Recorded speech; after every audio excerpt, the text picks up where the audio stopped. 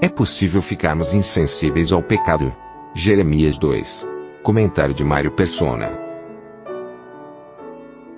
Ele fala aqui de uma troca, no versículo 11.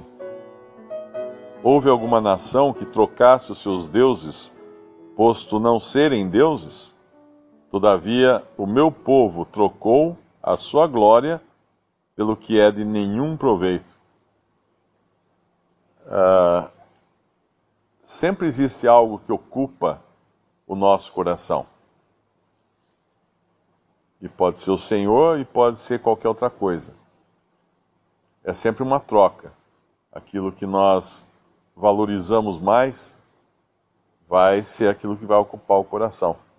E aqui aconteceu com Judá que depois que passou a lua de mel, esse versículo 2 aqui fala, vai e clama aos ouvidos de Jerusalém, dizendo: assim diz o Senhor, lembro-me de ti, da beneficência da tua mocidade e do amor dos teus desposórios, quando andavas após mim no deserto, numa terra que se não semeava.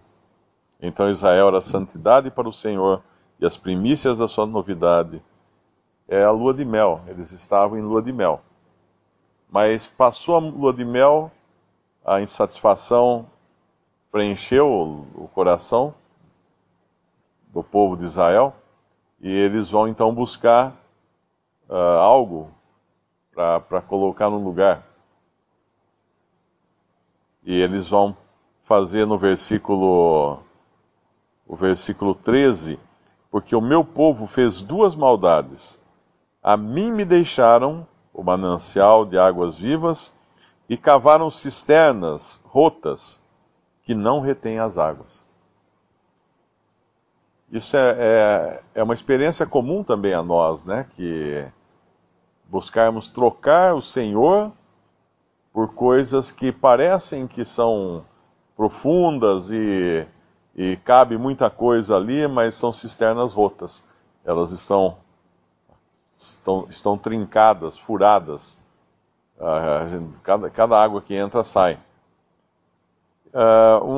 Um processo aqui dessa perda do foco deles, ou seja, de tirar o Senhor de diante deles, parece que é mostrado aqui no versículo 8, por diferentes classes de pessoas que tinham responsabilidade sobre Israel. Os sacerdotes não disseram: onde está o Senhor? Ou seja, os sacerdotes são aqueles que deviam interceder pelo povo diante do Senhor. O povo ia aos sacerdotes e os sacerdotes iam ao Senhor, com os sacrifícios, com as demandas do povo, intercedendo, fazendo a intermediação entre o povo e Deus. Agora, no momento em que os sacerdotes não sabem onde está o Senhor, eles deixam de ter utilidade, de fazer essa ponte. Onde está o Senhor? Os sacerdotes não disseram, acaso não disseram os sacerdotes, onde está o Senhor? E aí vem os que ensinavam, os mestres da lei.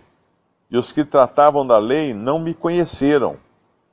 Tem um versículo que a gente lê no Novo Testamento que fala: o testemunho de Jesus é o espírito da profecia. No momento em que os sacerdotes perdem de vista justamente a quem eles devem se dirigir e a quem eles devem buscar para interceder pelo povo, no momento em que os mestres da lei já não sabem nem mesmo quem é o Senhor, um não sabe onde está, o outro não sabe quem é, os que tratavam da lei não me conheceram. Aí vem os pastores, que eram os guias de Israel. Esses prevaricaram contra mim, ou seja, se rebelaram contra mim.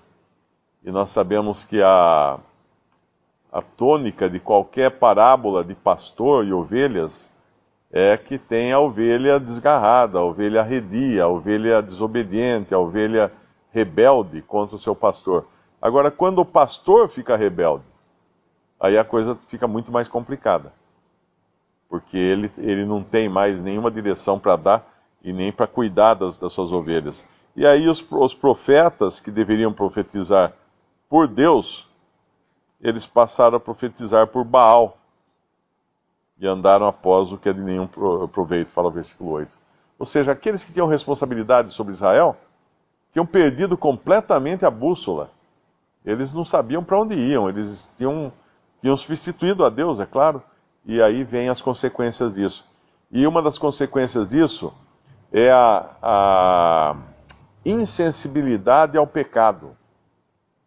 Sempre que nós nos afastamos do Senhor, sempre que nós perdemos de vista o Senhor, sempre que nós não enxergamos mais o Senhor nas Escrituras, sempre que nós nos rebelamos, como esses pastores aqui, ou acabamos profetizando por Baal. O que é profetizar por Baal, no nosso caso? É a sabedoria do mundo colocada para substituir aquela sabedoria que vem de Deus que nós perdemos de vista. Aí o que acontece com isso? Troca o Senhor por cisternas rotas e perde a sensibilidade ao pecado. Fica insensível ao pecado. E isso vai falar no versículo mais à frente, aqui no versículo 34. Versículo 33. Como ornamentas o teu caminho para buscares o amor, de sorte que até as malignas ensinaste os teus caminhos, até nas orlas dos teus vestidos se achou o sangue das almas dos inocentes e necessitados. Não cavei para o achar, pois se vê em todas essas coisas, ou seja, tá acima da superfície. Normalmente uma coisa que a gente não quer que os outros saibam, a gente enterra, esconde, oculta. Mas aqui Deus está falando, não cavei para o achar, para perceber esse sangue de inocentes na veste deles. Eu não fiz esforço para conseguir enxergar isso. E no versículo 35, e ainda dizes, eu estou inocente. Eu estou inocente. Porquanto dizes, não pequei, no final do versículo. A perda de rumo leva também à perda da sensibilidade para com o pecado.